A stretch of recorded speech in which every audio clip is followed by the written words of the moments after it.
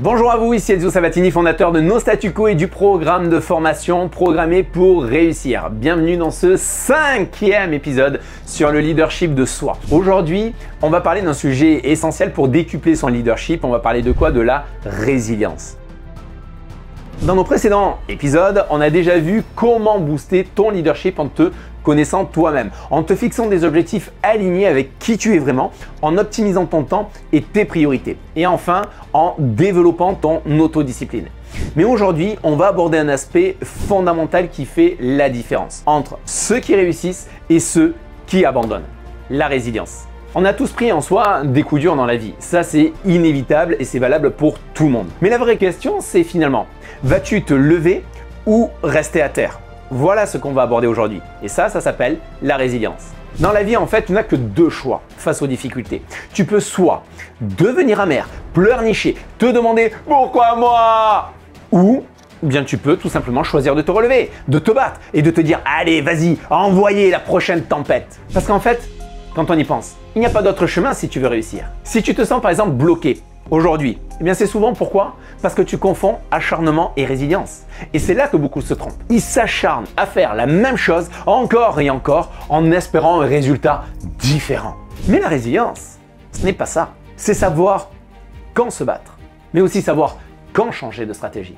Et c'est cette subtilité qui fait là toute la différence. Donc maintenant, parlons de pourquoi il est crucial de changer ton état d'esprit et d'adopter la résilience. Prenons un exemple, je dirais frappant d'un des plus grands leaders de ce 21e siècle, celui que j'appelle Steve Jobs.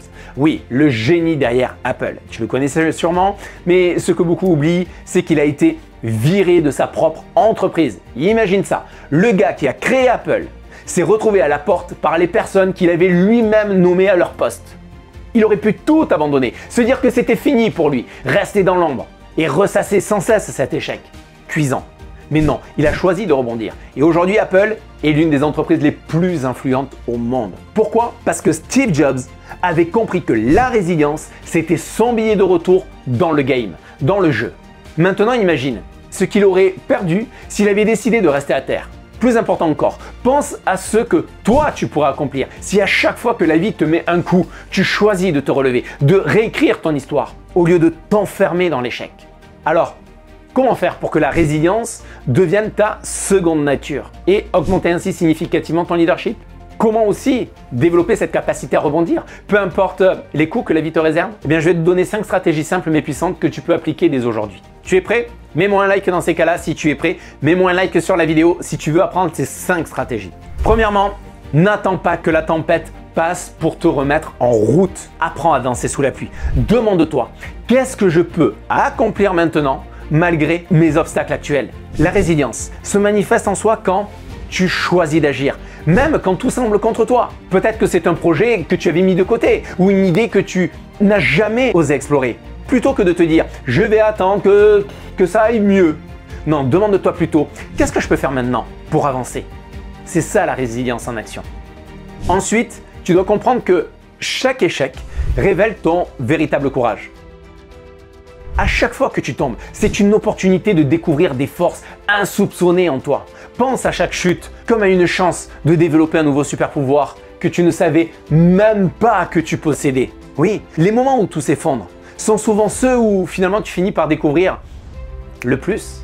Et c'est là que tu comprends que la résilience, c'est bien plus qu'une simple compétence. C'est quoi? C'est un état d'esprit.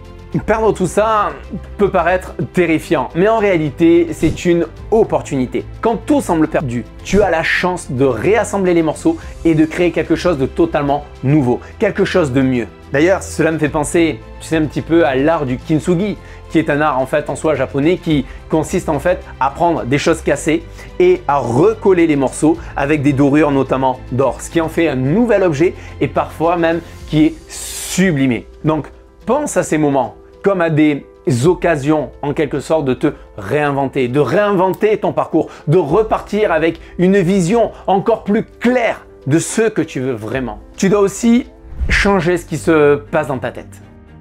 Remplace ces vieilles croyances limitantes par des pensées qui te poussent à grandir. Par exemple, au lieu de te dire « je ne peux pas », eh bien, essaie plutôt « comment je peux faire ». Ce simple changement de perspective est subtil, mais il fait là toute la différence. C'est ce genre de mentalité qui te permet de passer de la stagnation à la croissance, de l'échec à la réussite. Enfin, rappelle-toi que la résilience, c'est comme un marathon. Ce n'est pas un sprint, non. Tu n'as pas besoin de tout gagner dès le premier round. Intègre-le bien. Ce qui compte, c'est de continuer à avancer, un pas à la fois. Même quand tu es épuisé, même quand les résultats tardent à venir. La résilience, c'est cette capacité à rester dans le game, dans le jeu, quoi qu'il arrive. Parce qu'au bout du compte, c'est l'endurance qui finit par payer, pas la rapidité.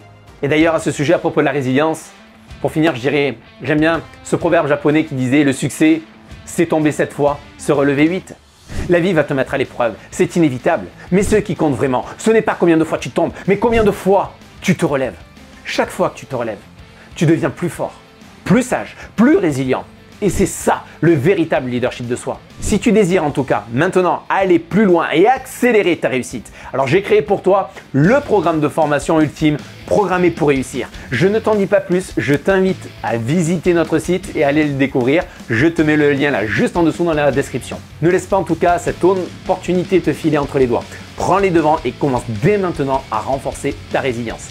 Et n'oublie pas bien sûr, si tu l'as déjà fait, de t'abonner à la chaîne pour ne rien manquer des prochains épisodes. Et si cette vidéo bien sûr t'a été utile, pense à la liker, à la partager avec quelqu'un qui en aurait en tout cas également besoin et surtout laisse-moi un commentaire s'il te plaît pour me dire ce que tu retiens le plus de cette vidéo car j'ai hâte de lire tes retours et de voir avec quoi tu repars aujourd'hui. Souviens-toi, tu es l'architecte de ta réussite et chaque jour est une nouvelle occasion de construire quelque chose de plus grand. Merci d'avoir été avec moi aujourd'hui et à très vite pour le prochain épisode. Bye bye les amis.